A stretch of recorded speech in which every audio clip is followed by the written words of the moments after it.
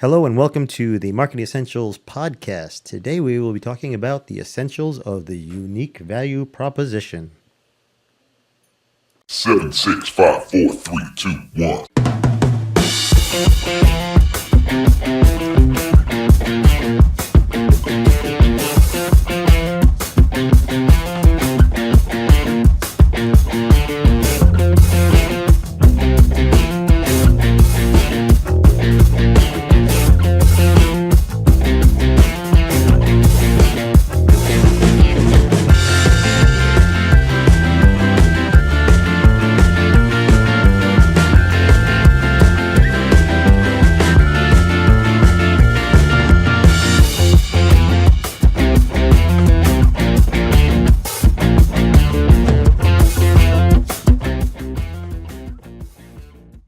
Hi, and welcome to the Marketing Essentials podcast.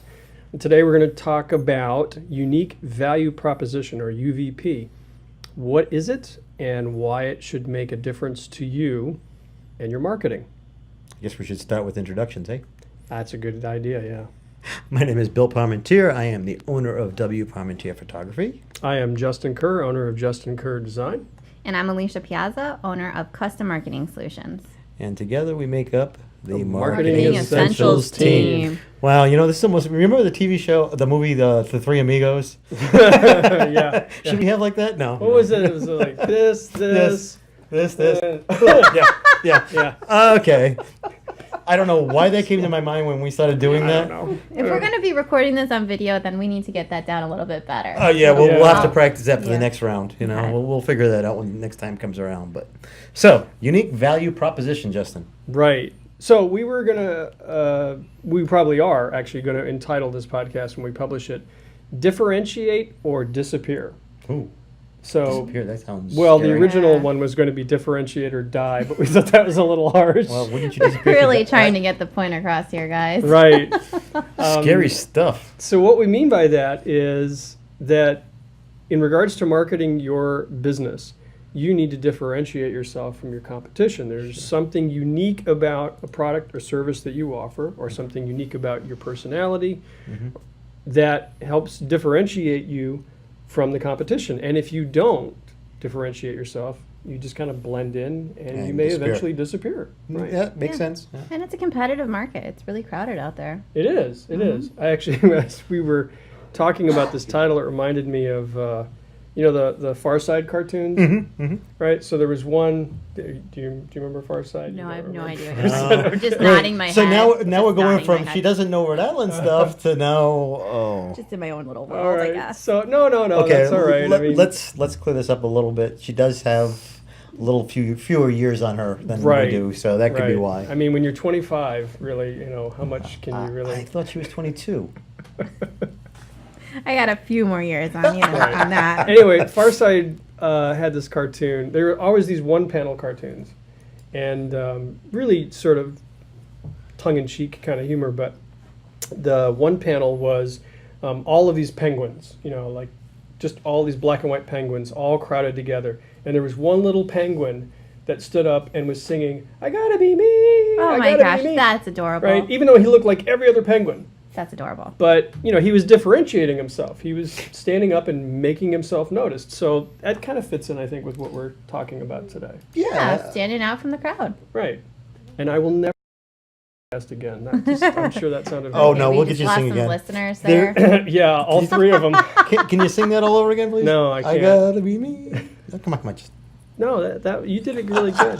If you just listen I to have the no problem podcast singing. and you want, some extra, then definitely make sure to tune into the videos of us doing oh yeah, that's ridiculous- a good point. We haven't made that point in the last couple of podcasts, but this will be available in both formats, both in video and audio. So Right. if you want to listen to it on the car on the way to work or wherever you're heading, that's one great way to do it. But you're going to miss a little bit if you're just listening via audio. So definitely go back and check the video version of it too. Yeah. See us doing ridiculous things. Now, correct me if I'm wrong, Justin, before we get too far into this, we're also going to be posting the reference links to some of the stuff we talk about in the Yeah. podcast also on the podcast Some of the page. stuff that we mention in these podcasts, we'll make sure to provide links for those when we publish the podcasts. And any tools or, things that we reference will have links to those. Sure. Okay, so unique value proposition. What exactly is that, Justin? Well, like we started to say, it differentiates you from your competition. But in a nutshell, it explains who you are, what you do, and why it matters to your prospective clients. Okay. And the way that the format that this takes is a short, clear statement that you can place on the homepage of your website and in other strategic locations. We talked a little bit about this in the webinar. Yes. But the good place to start for this is if you develop the mission statement for your business, that unique value proposition can come right out of that mission statement. Now, mission statements tend to be a little bit longer than what a UVP is. I smell another podcast coming on. Yeah. Well, I mean, there's a ton of material out there about mission statements, so I don't think we'd be covering any new ground on that. No. But your UVB can come right out of that mission statement, because the mission statement is aimed at your target audience, and it talks about the service or the product that you're providing and why that's unique or special, what differentiates you. So this UVP it's a short statement. I recommend, something that you can say in like 3 or 4 seconds. Because like we talked about in the webinar, someone comes to the homepage of your website, you've got about 5 to 7 seconds to engage them in some way and let them know, who you are, what you do, and why it matters to them. Sure. So that UVP is a very important component of that. And if it's this long, rambling statement, or you don't have any UVP at all, you really lost the opportunity to engage that prospective customer. Right. And so just to be clear, a UVP is not a slogan, right, Justin? No. Now you can create a tagline out of a UVP. Great. Or it can be related to that. But no, it's not your tagline. It's not like, Nike's Just Do It. Because while your tagline may have a hook to it that's kind of catchy, it doesn't necessarily explain that who, what, and why. Gotcha. Yeah, that's important. Okay. And again, like your mission statement, your unique value proposition, it's aimed at your clients, and it addresses their pain points. So part of developing this UVP is, like we talked about in the last podcast, you need to have a mission statement. You need to know what you're about. Right. And you need to know who your target audience is. Because if you don't know who your target audience is, then you don't know what their pain points are, and you don't know how to market to those pain points. Right. So this does require a little bit of research and a little bit of thought work on the part of the client, or the client working with a professional, marketing professional. Right. I like how you put it here in the notes, so I'm not going to take credit for this, but you put it as that special sauce that makes you unique and keeps the customers coming back. So that makes me think of like Burger King's, is it Burger King? I don't eat like a lot of burgers, but all burgers are kind of the same, but it's that special sauce they add. Oh, you're talking about yeah. remember the old McDonald's commercial? Is 2 it all-beef McDonald's? patties, 2 all-beef patties, special sauce, lettuce, cheese, pickles, onions on a sesame seed bun. Yeah. Okay, well, I don't eat burgers, See? so maybe There's a not the catchy one best for you. example, but yeah, like, so that special sauce, you can, there's a million different places to get a burger, but you add that special sauce to it and you make it your own. Right. Sure. Right. And that's, again, like a lot of these marketing tips that we're giving out, they require some consideration and some thought, so there's some homework up front. Yeah. To make this your marketing strategy solid. You really have to know what you're about, who your audience is, and if you don't, it's kind of like an archer. If you don't know where the target is, you have no idea where to shoot. Right.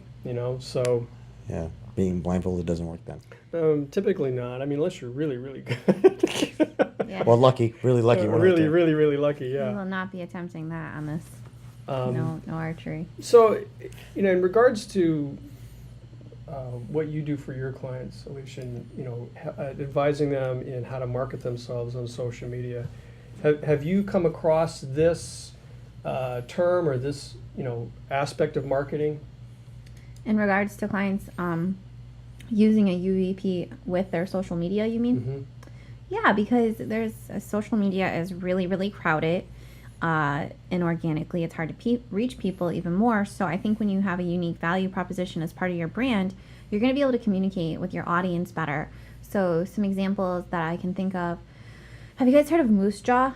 It's an outdoor. No. It's kind of like an LL Bean No, I haven't type heard of that. brand, but they make a lot of, high-end outdoor type Really? of Like jackets. REI or something like that? Yeah, like jackets and Uh-huh. and gear and stuff like that. And so their UVP is, they're for a younger crowd, and I think it comes across. I don't know their UVP exactly, but when I think of them, I think of outdoor. I think of user content. I think of really high end stuff, durable, quality, Sure, outdoor clothing and things of that nature. And they're fun. Like their Twitter feed is awesome. Cool. Probably could elaborate a little more on their UVP, but I didn't. No, I think Justin has a couple of Yeah. examples of UVP. Which one was the Better first one you mapped out. wanted to talk about, Justin? Well, actually, I was Oh, looking up getting ahead of Moosejaw myself. because I was curious now that Alicia mentioned it. I wanted to see what their branding looked like and if they indeed have a unique value proposition. You say Moosejaw? Yeah. What's their website say? Yeah, I got to get to their homepage though. I think I ended up on a deeper page. Let me see if I. Oh, let me see. if I can pull it So, up. well, like a lot of stores like this, LL Bean and Old Navy and stuff like that, they don't really position themselves in that way. So they're allowing their products to kind of speak for them. Yeah. But you can see, I mean, one of the things that they do with their photography is, like you said, they're aimed at a younger crowd. So these are, the images here are 20-somethings, right? And they're showing circumstances like rock climbing and hiking and going to these sort of exotic locations. So you can glean a little bit of their unique value proposition just from the way they position themselves with their photography. Yep. They don't necessarily have to spell it out in words. I always recommend making it as clear as possible, but I think in their case, and it looks like they carry other brands. Like they're showing Patagonia here and Marmot. So I think I think I was thinking more of like their social media. I'd love okay. to pull it up, but I'm having technical difficulties here. So So, like, they actually Facebook feature- page maybe. Yeah, they actually feature a lot of stuff on their Instagram and Twitter, but Oh, do you want me to go to Instagram? that's okay. But I mean, Okay. they just have like a really outdoorsy vibe. Like you may not even know what Moosejaw is, but as soon as you come across it, right away you can tell they're associated with the outdoors, nature, wilderness. And I think their UVB is more, I guess, blended into their products and who they're Right. trying to reach with their imagery. So I mean, you certainly get a sense of their branding, that they carry over their logo. Like you said in the last podcast, there we go. I think that Took me a avatar should really be your logo. yeah, for the You know. profile pictures. Yeah, I'm gonna pardon the actual screen here, but I'm playing around trying to get you on this screen so you can see this. But here, okay, now the people at home can see this, which is what you were talking about. It took me a little bit here. Sorry about that, but so go ahead and break down for a second. I was if you want. saying is like, I mean, this is more about their branding than their UVP, although they're somewhat related. Their branding is obviously aimed at 20-somethings. It's very active lifestyle. I mean, their name is Moosejaw Mountaineering, so that tells you something right away. But we were just looking at, if you go to the bottom of this page, here's part of their Instagram feed. Now, obviously, they have a sense of humor. Yeah, I think it's a great idea that they are actually incorporating on the front page of their website actual photos sent in by customers, Right. or potential Right. customers. I guess. you should Shop say. our picks, enter contest, find the madness. Yeah, so Interesting. part of their brand, Sure. They've definitely got a sense of humor. I mean, I'm looking on their Facebook page, and they have a quote here. This beautiful photo of a snow-covered mountain range, and then the quote underneath is, your eyes are the windows to the soul. Hopefully, birds don't fly into them. Yeah, so Okay. it's good. They have a sense of humor, so they understand their audience, and they've branded themselves in such a way to be attractive to that audience. But I'd like to get back to the unique value Sorry, proposition. got a little off track there. No, that's fine. It's always good to look at examples. But I'd like to look at a couple of sites that have examples of what I was talking about before. So if you can pull up the Dr. Thaddeus Gala Oh, hang on 1 second here. site for me. You have to tell me That's when. the first tab. The very first tab. There Okay, you hang go. on, but nobody else at home is seeing this, so hang on 1 second. All right. And There you go. So here's an example of what I'm talking about. Their UVP is right there on the homepage, front and center, helping you achieve the life you want medication free. So this does several things. One is it tells you about this doctor already. You know, it's someone who's going to help you achieve a certain quality of life. Mm-hmm. And then they become a little bit more specific, and how they do that is they do it through without medication. Sure. Right? So this hits on a pain point for the demographic that they're aiming at. You can see that the photo reinforces that. Here's their demographic. It's seniors, right? Mm-hmm, mm-hmm. Now, you know, seniors rely quite a bit on medication depending on their health level. Yep. So they know exactly the pain point to push on here to say, look, we can help you have a certain quality of life, and you don't have to be on 12 different medications to do it. Sure. So they're not, you know, aiming at everybody. They have a very specific audience. But if you come here and you're in their demographic, this is going to resonate with you. This is going to connect with you emotionally. You know, I'm not in their demographic. I'm currently only on 2 medications, but I would prefer not to be on any at all, right? Yep. So a little further down, do these testimonials here kind of play into the whole value proposition, or is that just an addition? Absolutely. I mean, the second headline that you run into, you don't have to miss out on life anymore, echoes that unique value proposition, and now you have testimonials here from real people. And, you know, you can tell right away what's a stock photo and what's a real person. Yeah. You know, I Those tell are you, not stock photos. they're obviously not stock there photos. is nothing I hate more than, I shouldn't say hate, hate's a strong word, but I'm not a big fan of stock photography, even though I do sell it. It has its place, but in very slim and rare circumstances. I think if you're selling a service like this, you need to be absolutely authentic. Sure, Yeah. because people, you see these photos here, if this was a model all touched up, people are going to know it. They're going to see right you through wouldn't it. believe it. They're going to see right through it. Now, there's a lot to be said for making sure that you send in a good photograph. Sure. You know, sure. so you could sit here and critique, you know, these photographs from the standpoint of, hey, they're iPhone photographs. But I think the point is these are real people talking about how this doctor has helped them. But see, Yeah. I think that's where the iPhone photography actually helps. Yeah. Because it gives a more legitimate look to them.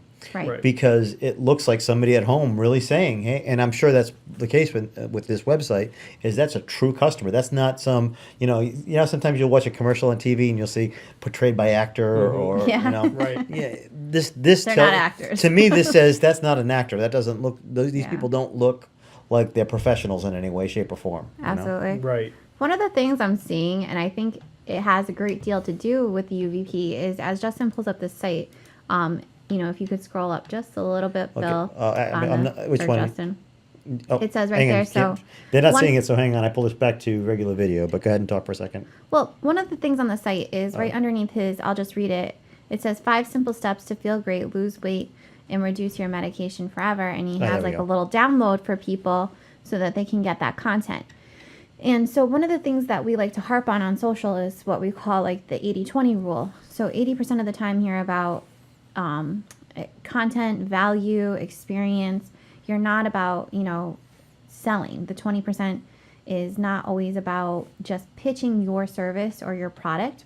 You're focusing for the majority of the time on social on how you can provide value and things of use to your clients. And instead of just saying, I'm Dr. Thaddeus, make an appointment with me, because he has a unique value prop, he has this really mapped out really well, it's opening him up to more content for social. So 5 simple steps to feel great, lose weight, reduce your medication forever. And he even has a blog and a podcast as well as this download on his website. Sure. So knowing his message is allowing him to focus on that 80% more than the 20%. It's allowing him to really understand, what is it that his potential patients in this case would be looking for, and he's producing valuable content to put out there. Yeah, Sure. yeah, and having these actionable items right here It's great. in context to the UVP, it allows that engagement right away. Yeah. So if you've connected to this emotionally and you're going, yeah, this is for me, now you have something right away that you can engage with. You can download this this free guide with the 5 steps, and it's not that far of a walk down to, oh, look, he has a podcast, he has a blog.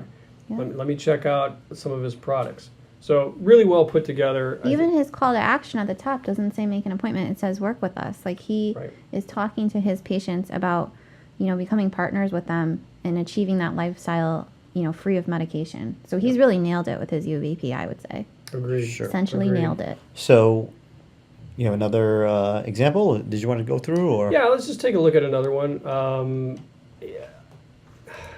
I think that one there is a great one.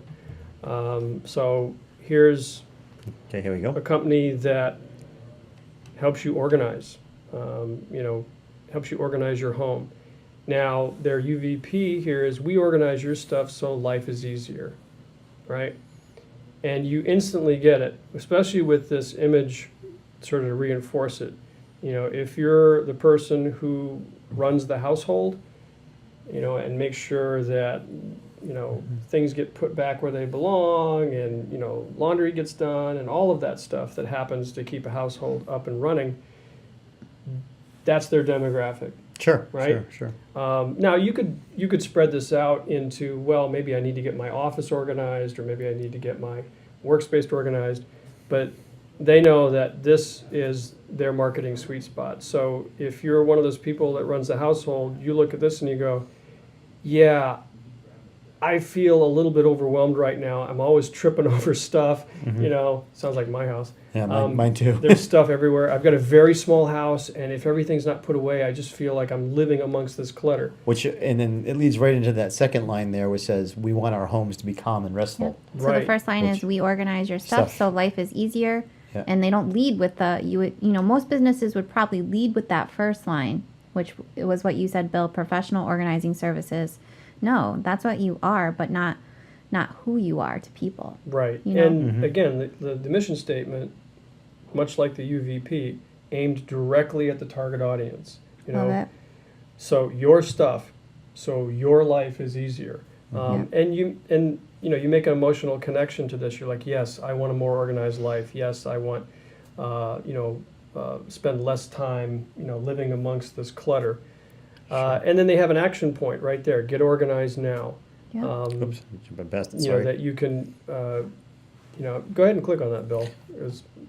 And look how clean their homepage is too. They're really not giving like a ton of information. It's just speaking right to that unique value prop and hitting it Right. home.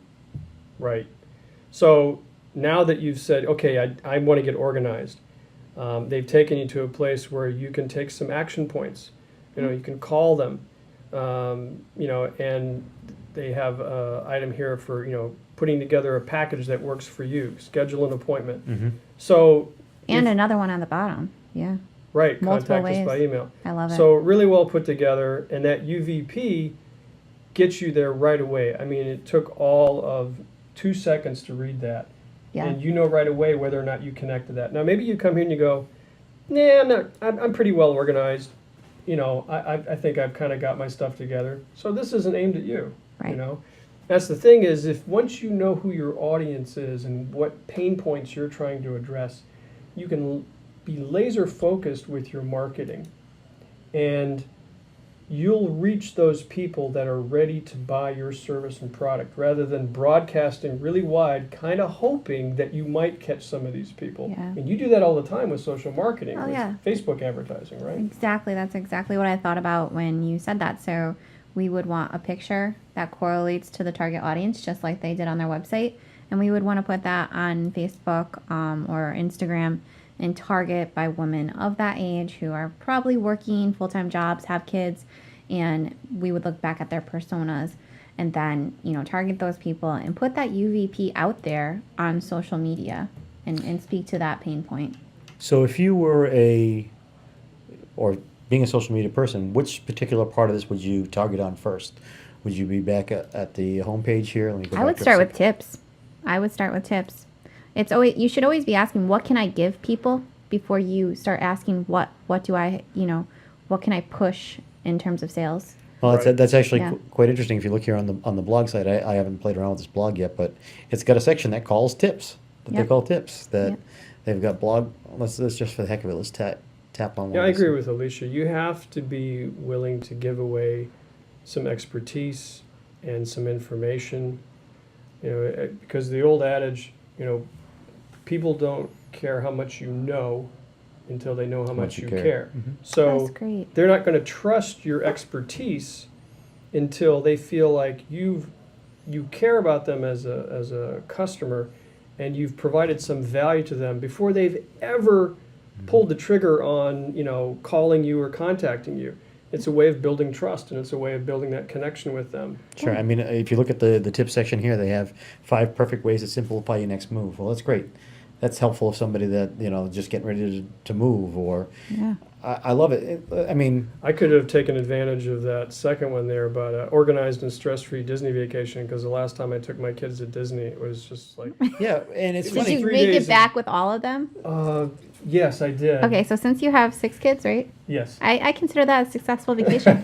Well, Let me tell you, it was not stress-free. So I could have used an article like this. That's awesome, though. And it establishes them as an authority because they've expanded upon their unique value proposition, made it into content, and now you know that this company is not just some lady who's like, yeah, I'm going to come in and organize your closet. This company knows what they're talking about. They have lots of great content here. Well, the interesting part about that is the fact that when you're thinking about organization, you're not thinking about the Disney vacation. They're Right. not getting anything, as far as the company, they're not getting any profit from telling you how to be organized for your Disney vacation. But the interesting part of that is that by giving that tip, a potential client's more likely to come back and go, hey, I wonder what other little nuggets of information that they If you've that they have read to this send me. article and there's some tips in there on how to pack effectively for this trip. Sure. And you take advantage of that, and you come back and go, wow, I'm really glad we took about half the stuff that we thought we needed to take.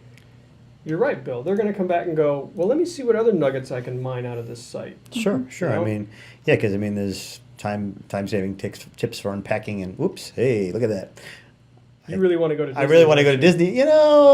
Yeah, Disney's okay. So somebody want to pay for it? I'll go.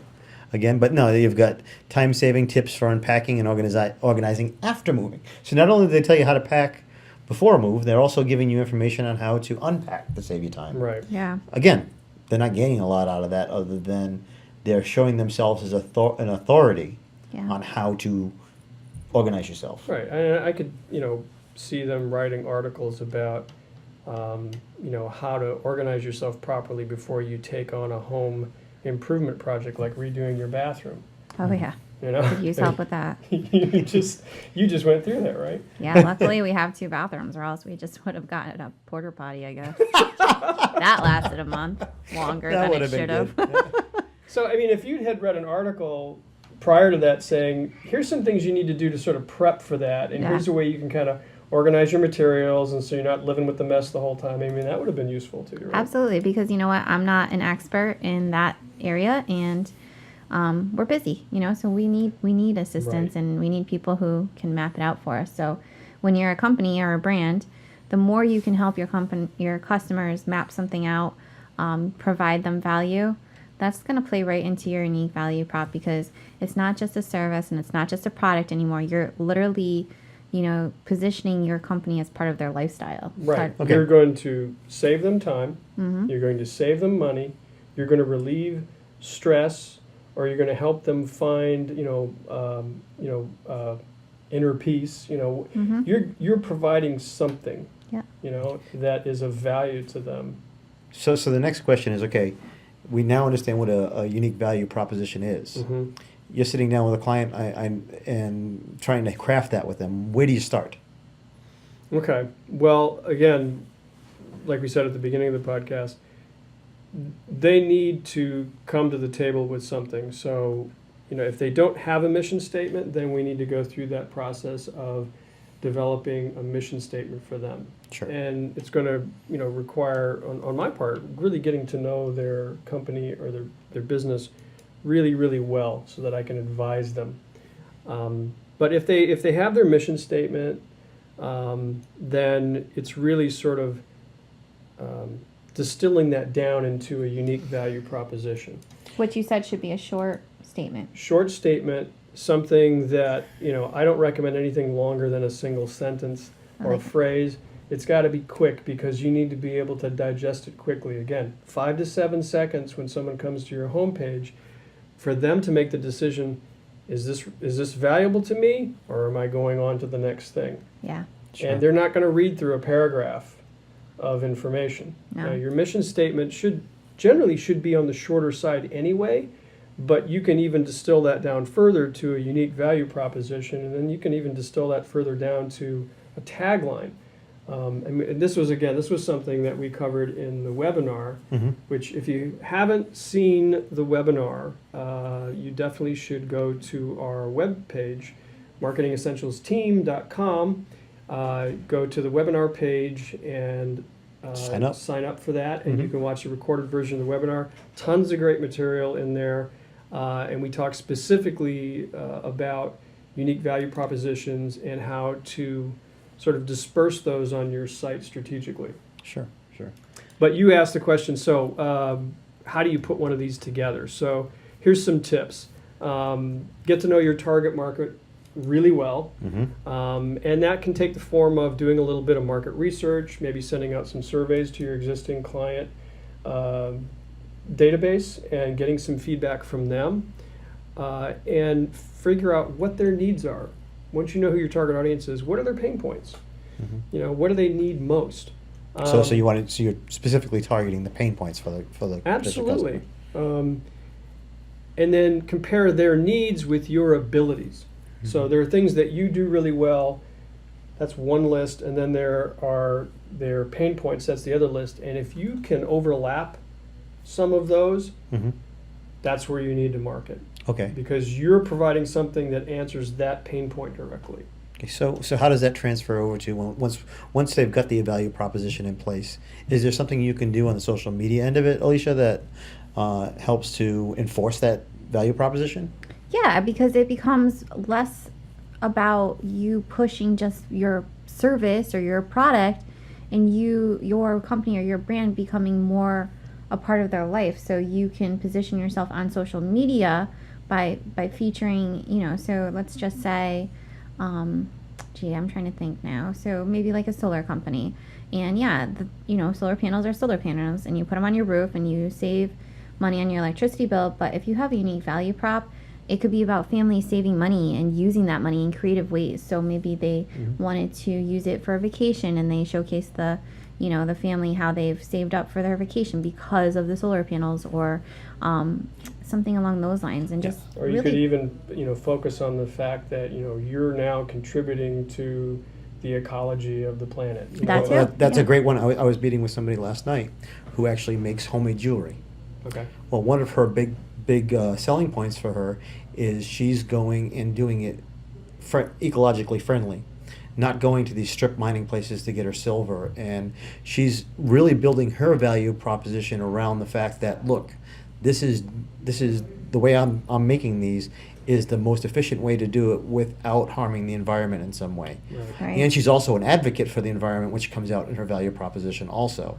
So she's one of the experts in the area as far as what not to do when it comes to the mining of gold and silver and all the different components of high quality jewelry. Yeah. Right. And that makes her more valuable because Sure. now it's not just jewelry she's selling. She has a whole unique value prop, and people will pay more for a service or product that has a very well defined unique value prop, because there's more to it than just what you're getting. You're getting something that you can get behind, or it becomes part of your lifestyle, what you believe in. Sure. Like a great example. So I really think that brands with developed unique propositions, or UVP, is they can withstand, price the economy. They can price themselves higher. Right. Sure. because Right. they've taken the time to develop this. They understand their customers. A great example, I think it was Southwest, one of the airlines, when company airlines started charging for baggage. I think it was Southwest, Yep. and they Bags fly said free. yes. Backside free, yeah. And one of the executives was like, "We got to change our structure. We're going to lose so much money because all the other airlines are making bank on charging bags." Well, they stuck to their guns. They, the marketing team or whoever said, "Keep with your UVP," which I think it was like they wanted people to travel, to focus on the travel and not the baggage. I can't remember the exact slogan, but it went along with that UVP, and they maintained their stocks, their value. They sustained. Yep. So. Well, that's in the last podcast we talked about, the distinction between Dunkin' Donuts and Starbucks and the perception of those companies. And people will go to Starbucks and pay $7 for a fancy coffee drink because they want, they believe in that brand. They want to associate themselves with Starbucks, the brand of Starbucks. Now, if you don't care about where your coffee comes from, you're just going to look around for the least expensive coffee. I mean, you can go to Cumberland Farms and get a huge coffee for like $1 or $1.50. Which Cumberland Farms actually has invested in their UVP by kind of knocking on the bigger guys. So I respect Right. that. But it's finding that voice, finding that unique value proposition. So Cumberland Farms, they are more like quantity over quality, I guess. They sell probably more cups of coffee. I don't know if that's true, but maybe Yeah, I don't know, they're but- cheaper. And you go in there and you probably buy other stuff too. So. But Starbucks doesn't apologize for their price point. No, they don't. They brand themselves in a certain way, they market themselves in a certain way, and they understand their audience. Yeah. That's a great point because there are niche markets within things. You don't have to be set up as the best of the best. Right. Sometimes it's on that inexpensive part. Like you said, the Cumberland Farms, where they come out and say, "Hey, you don't need to wait in line. You don't have to. You can make it the way you want to They make it." have some funny billboards. Yeah, they have the funny billboards. The commercials are pretty funny too, and they're memorable because everybody knows what it's like to wait in line in a coffee shop, whether it be a Dunkin' Donuts or a Starbucks, and just waiting for the person to make your coffee for you. And Cumberland Farms banked on the fact that, hey, look, you can come in and get an inexpensive coffee, was it 99 cents or whatever it is, Yeah. and do it yourself and get out So before in the time that it takes. Both companies have stuck to a UVP, and I don't think Starbucks lost any market share over No. that. And Cumberland Farms holds their own. But Right. people can, local businesses, I think a lot of times they'll sit there and they'll forego exercises like this because one, they don't have the time, or two, they don't think they can afford to sit down with a marketing professional, which is false. But when you develop your brand to a point where it's stronger and you have this type of story behind it, you have this UVP, your brand will do better in the long run. I'm a firm believer in that. And people think that just because the big brands do it, they can't, but you can. You can market yourself this way. Absolutely. There's really nothing that we talked about here today that you couldn't do with a small budget. Crafting a UVP, you don't have to be a Starbucks or a Nike to do that. You can be a little mom and pop company, or you can be a sole proprietor. But it does require some time investment on your part, a little bit of research, a little bit of understanding of who your market is. I mean, a couple of other tips, in regards to how to craft a UVP is making sure that you're communicating that message in a compelling way. Like we just talked about, how Cumberland Farms kind of positions themselves up against Starbucks, right? So Sure. their compelling reason is, hey, you don't have to wait in long lines. Come here while you're filling up your car with gas. Come get a good coffee for 99 cents. Yeah. And the other thing is, if you're not quite sure what your unique value is, one of the things you can do is ask your current clients. Yeah. You can say, why do you work with me specifically versus, somebody else? Yeah, And they'll yeah. tell you. Sure. They'll say, well, you really care about me as a customer. You go the extra mile, or you provide, extra value, or you're really fast, or they'll let you know what it is about you that they keep coming back to. Sure. And that can help you just, sort of develop that UVP. Yeah. Okay, so to wrap it all up,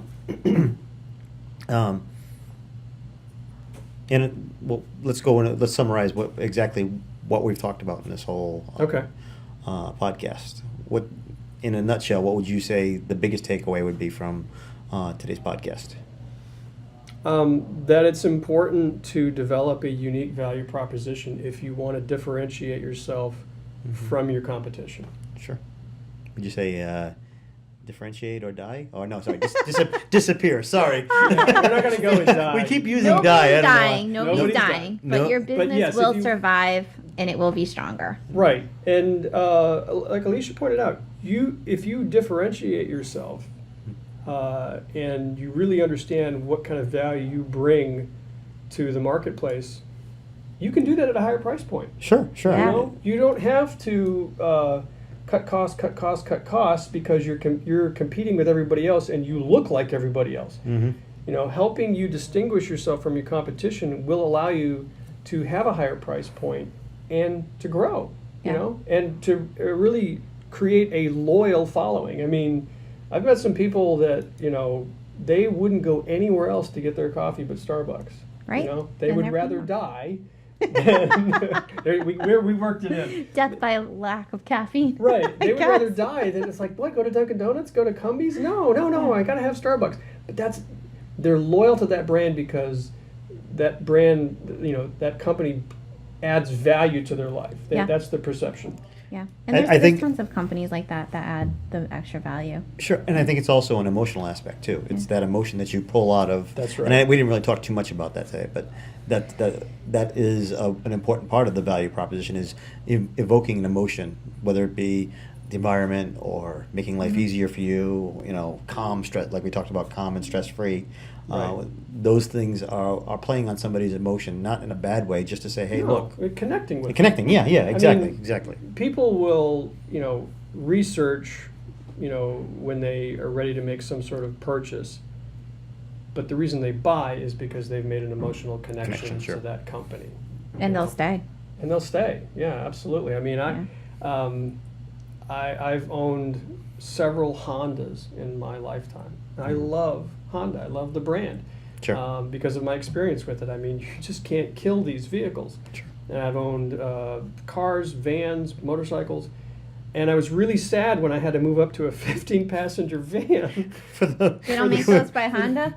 They don't make. Honda they doesn't don't- make a 15-passenger van. I think Honda makes the unfortunately. biggest many is what the people do. Odyssey or They whatever. have a minivan, and so I'm like, both my wife and I are looking forward to the day when we can downsize to a minivan once again, and we can go Okay. back to the brand that we're loyal to. There are people who are going to be out there going, why does he have a 15-passenger van? I have a 15-passenger van because I have 6 children and they have friends, and we You just, just you have to know, do that, we sure. just need that kind of vehicle. So Okay, so keeping with the theme of Alicia trying something new, we're going to disappear for a minute.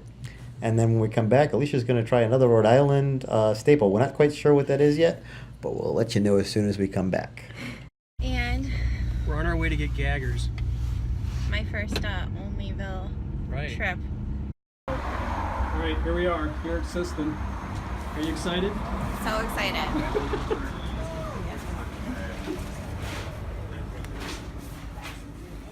How you doing? 2250, 2 dogs. All right, for you, give me 516. Okay. See, it's the ambiance too.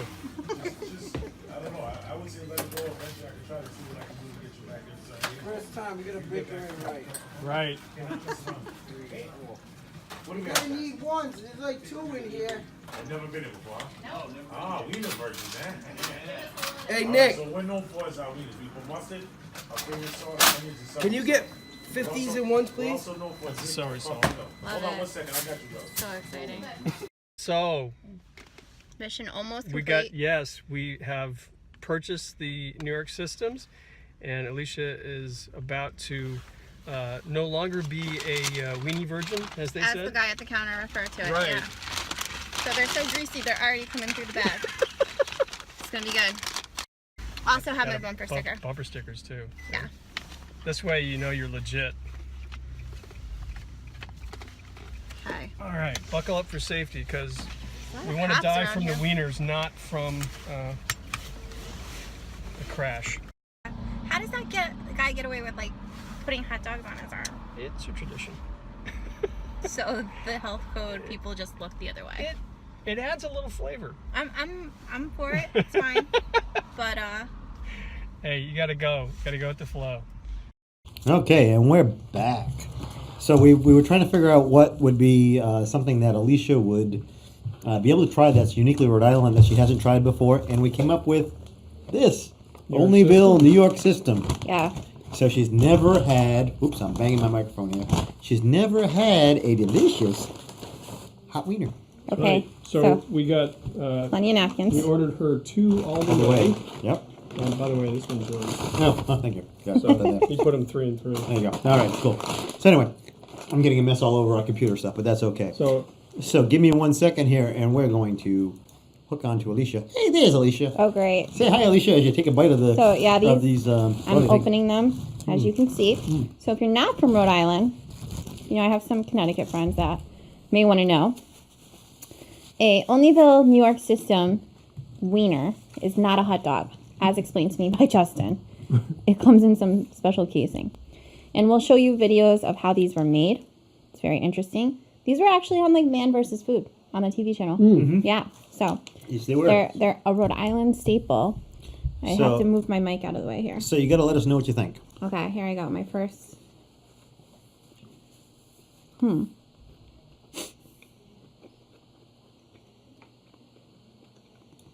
What do you think? Can you taste the celery salt? Yeah, I think that's what makes it. Yeah. Yeah. That's their special sauce. That is that. Well, something And like the that. other pound of crap they put on it. Well, That's a technical term, right? right. Yeah, so I like it. I like it. I don't think I could do more than 2. That'd be pushing it on the stomach limit there. Yeah, for your first time, I don't recommend more than 2. Yeah, no, yeah, you got to be real careful with it. Yeah, but the onions, the celery salt, it's not, and there's meat sauce on here too, right? Yeah, the mustard. Hey, microphone man, here. Oh, How about having a microphone in front of you so you can actually?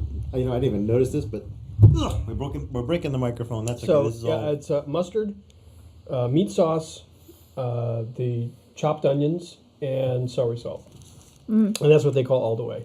It's definitely, if you go, guys, if you ever get a chance, if you're tourists to Rhode Island, you got to get them all the way. I don't think it would be as good without No, them. you can't Yeah, have them on the like way. when I'm taking my kids there, they just want ketchup and mustard, and that's fine. But, It's a hot dog at that point. yeah, but yeah, No, if it's you're good. gonna get these, you gotta get them all the way. Yeah, I like it. Thank Cool. you for. All right, so I guess we'll see you on the next podcast, right? Yep. All right. Bye. Bye.